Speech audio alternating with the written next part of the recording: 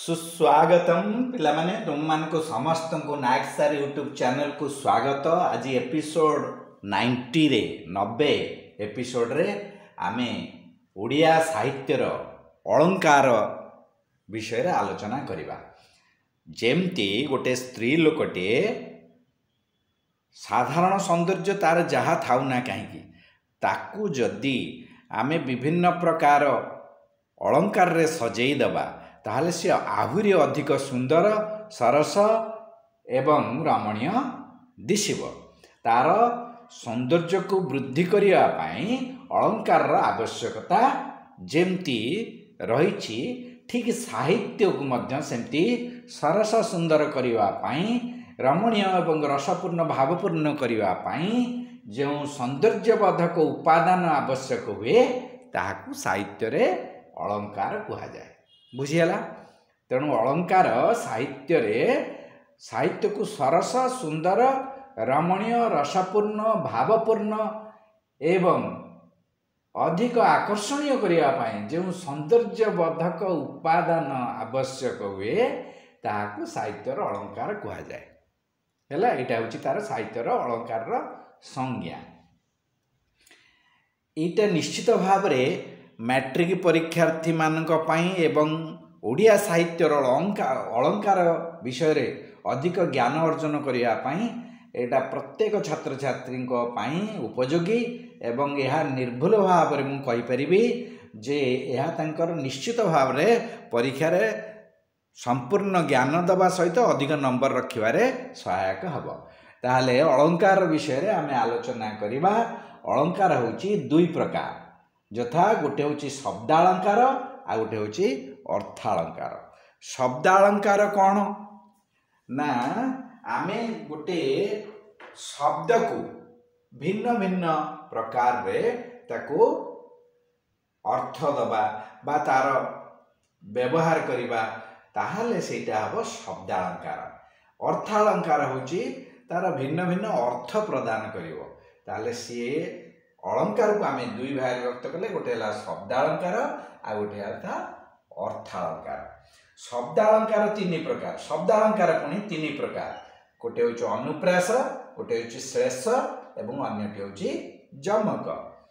अर्थालंकार हूँ 8 प्रकार, यथा उपमा, रूपक, व्यतिरेक, उत्प्रेक्षा, विभावना, विशेषोक्ति, शोभावोक्ति एवं अर्थंतर न्यास।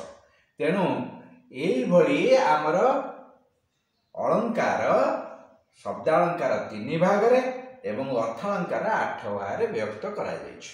मोट उपरे 8 3 11टी आमर रही अलंकार। आज आमे शब्दालंकार विषय रे आलोचना करिबा। गोटे एपिसोड रे सरीब नाही, 3-4टी एपिसोड भाबुची लागिबो। तुम मानकु समस्त को निश्चित मु उपदेश देबी जे यार एपिसोड गुडी को तुम्हें लगातार देखि चल, निश्चित भाव में अलंकार संपूर्ण ज्ञान तुम्हें पाइजिबो। ताले आरंभ करिबा अनुप्रास। शब्दालंकार हमर 3 भाग रे अनुप्रास, श्लेष एवं जमक।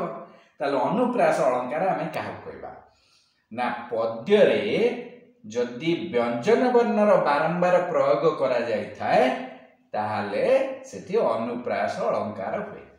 पद्य रे व्यंजन वर्णर बारंबार प्रयोग करागले अनुप्रास अलंकार हुए।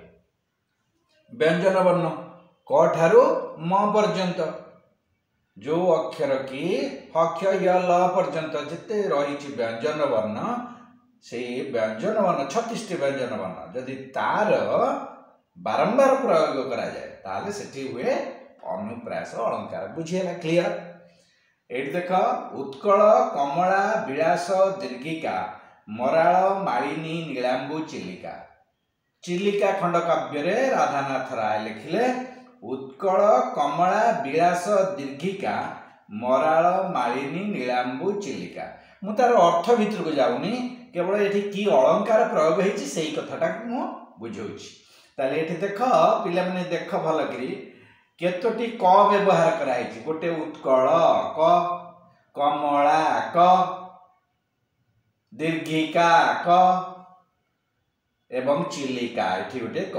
एठी केतोटी हैला ना चारि थर होइछि क चारोटी क हैला सेमती मराल मालिनी नीलांबु चिलिका केते थर उत्क म एठी गोटे म अछि एठी गोटे म अछि एठी गोटे म अछि एठी गोटे म अछि तेणु म होउछि 1 2 3 4 म होउछि मध्य 4 4 होउछि म अक्षर चारिटा व्यवहार कराइछि सेमती ळ देख उत्कल 1 कमला 2 विलास 3 मराल 4 मालिनी 5 नीलांबु 6 चिलिका लटा भी ळ रे जीव तेणु 7 थर कौन है 7 थर है ळ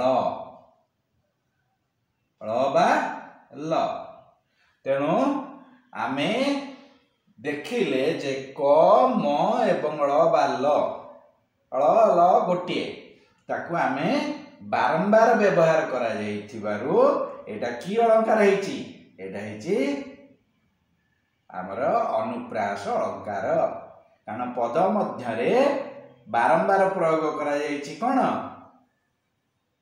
व्यंजन वर्ण सेति पई एटा हेछि अनुप्रास अलंकार बुझियला सेई भली आउ जोठी जहा पाइबो देखिबाकू जदि व्यंजन वर्ण बारंबार व्यवहार करा हेतिबो ताले से हबो कोन निश्चित भाव रे हबो सेटा अनुप्रास अलंकार जेमती आ गोटे उदाहरण मु दउची लुणी मणि लाणी मधु झरकू सुनीता विषम बंशी स्वनकू एट देख ल एटा बारंबार व्यवहार हेछि सेमती र सेमती एई ण र एवं ळ एटा बारंबार हेतिबारु ये मध्य कोन अनुप्रास अलंकार बुझियला तेणु पद भितरे जदि कविता भितरे आमे पाइबा अनुप्रास अलंकार जानिबा सेतरे व्यंजन वर्ण बारंबार व्यवहार कराइछि हैला एबे जिबा श्लेषकु श्लेषक अलंकार कोन ना पद मध्यरे गोटिए शब्द दुई बा ततोधिक अर्थ प्रदान करुथिले श्लेष अलंकार हुए देखो एठी देखो बाबू नाक सिरी दान योग्य जोसाकू बिहर कानन कर आलिंगन हला उपेंद्र भंजंकर लेखा कोन एठी हैला बाबू नाक सिरी दान योग्य जोसाकू बिहर कानन कर आलिंगन जेतेबेले सुपर्णखा जाय कि लक्ष्मण पाखरे पहुंचिला जे मु तुमु विवाह करिबी ता पूर्वरे जाय कि रामंक पाखरे पहुंचितला राम कहले देख मु विवाहित मु बाहा हेछि सीता मोर पत्नी अछंती मु हमर सूर्य वंश रे आमे केबे हेले विवाह द्वितीय पत्नी आमे करिबु नै तेणु मु केबे हेले आउ मो स्त्री थाउ मु विवाह करिबि नै से मना कर देबारु से सेटो अति जिद करिवारु रामचंद्र ताकू लक्ष्मण पाखु पठै देले लक्ष्मण पाखु जते पठैले लक्ष्मण कहले देख मु भी बाहा कहले नाई तुम स्त्री कहीं मत खेल से तो तांकर छाड़ दे आसले उर्मिला को अयोध्या रे छाड़ी के आसले तेणु से जिद कले मत विवाह करिया पे से कहले देख मोर अग्रज रामचंद्र जदि अनुमति देबे ताहले मु तुमको विवाह करि पारे सेडो रामचंद्र को से जाय कि पुणी आपत्ति कला रामचंद्र उठे एई कविताटी लेखिकी चिठीटी दे देले कोन बाबू नाक सिरी दान योग्य जोसाकू बिहर कानन कर आलिंगन लक्ष्मण को लिखिले बाबू ए स्त्री लोकर नाक नाक खूब सुंदर ये दानर योग्य ये जोसा माने स्त्री ए स्त्री लोक दान योग्य बिहर कानन कर आलिंगन को ताकू निजे आलिंगन कर एवं जंगल रे जाई तुमे भ्रमण कर हला एई अर्थ गोटे आउ गोटे नाकर अर्थ होची स्वर्ग हां गोटे नाकर अर्थ स्वर्ग बाबू ए स्त्री लोकटी स्वर्गीय सुषमा परिपूर्ण आकु विवाह करी तुम्हें कौन कर जंगल ले भ्रमण कर। एठी नाकर अर्थ है स्वर्ग।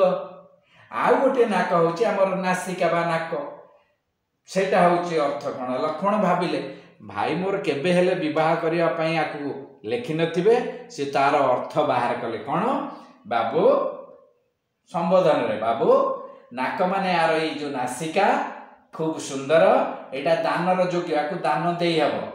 बिहर कानन माने बिहर विशेष भाव रे हरण कर कौन ना कान कान को हरण कर नकर आलिंगन को आलिंगन कर नहीं यार कान नाक काटिकी या विदा कर दियो बुझेला। तेणु एठी श्लेष अलंकार प्रयोग होइछि। एठी देख कानन कानन को कान नकर एटा कौन होछि भंगा जाउछि। तेणु जोटी भंगा जाउछि एठी भंगा जाउनी नाक सिरी एठी भंगा जाउनी। तेणु एठी भंगा जाउथिवरु एटा भंगा भंग श्लेष सभंग श्लेष एटा अभंग श्लेष मोट उपरे श्लेष अलंकार तीन भाग रे अभंग सभंग एवं भंगाभंग। जोटाक भंगा जाएनी सेटा अभंग जोटा भंगा जाउची सेटा सभंग भंगाभंग होउची भांगी भंगी की एपट सेपट करिकी मध्य करबा ताले सी हैला तीन प्रकार अभंग सभंग भंगाभंग। एटी नाकर अर्थ होउची गोटे नाक बा नासिका आ गोटे नाकर अर्थ होउची स्वर्ग। सेमती दानर गोटे अर्थ होउची दान करिबा आ गोटे होउची छेदन करिबा बुझेला। तेणु लक्ष्मण तार सुपर्णरेखार नाक कान काटिकी ताकु विदा कर देइतले। तेणु एठी शेष हेछि हमर अनुप्रास अलंकार एवं श्लेष अलंकार।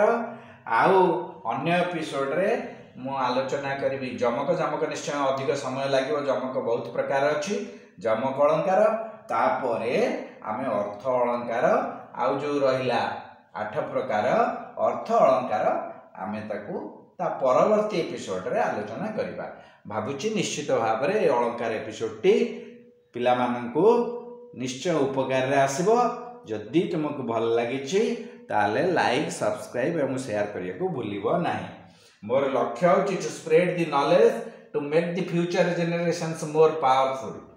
आमर भविष्यत वंशधर मान को अधिक शक्तिशाली करिवा पई मु ज्ञान कोन करूछि विस्तारित करूछि ज्ञान वितरण करूछि। कारण ज्ञाति भी बंट्यते नैव चौरणापि न नियते दानेन क्षयं न जाति विद्यारत्नं महाधनं। आमे जदि दान दबा ताहले विद्या दान रे केबे क्षय जाएनी आ ज्ञाति कुटुंब भाव रे एटा बांटी होएनी चोर मध्य ताकू नेई पारे नै। तेणु आमे कोन करिबा ज्ञाति भी बंट्यते नैव चौरणापि न नियते दानेन क्षयं न जाति विद्यारत्नं महाधनं। तेणु आमे विद्यारूपक महाधन को आमे दान करि जिबा आ ताकू दान न कले कौन हो से निश्चित भाव में नष्ट हो। तेणु दान कले ज्ञान बढ़े। Knowledge is power gain it and donate it. Thank you all. जय जगन्नाथ जय जगन्नाथ जय जगन्नाथ।